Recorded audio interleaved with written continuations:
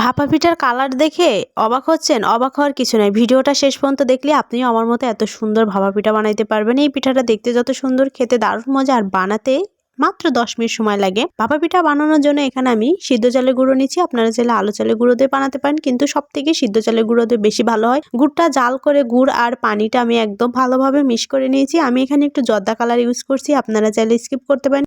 এটাকে 10 মিনিট রেস্টে রেখে দিলে ভালো হবে, হাতে যদি সময় থাকে। আর না থাকলে একটা চালনি নেবেন, চালনিতে চেলে নেবেন। ভাপা পিঠা কিন্তু চালনিতে চেলেই বানাতে হয়। চালার পরে দেখেন এরকম হয়েছে।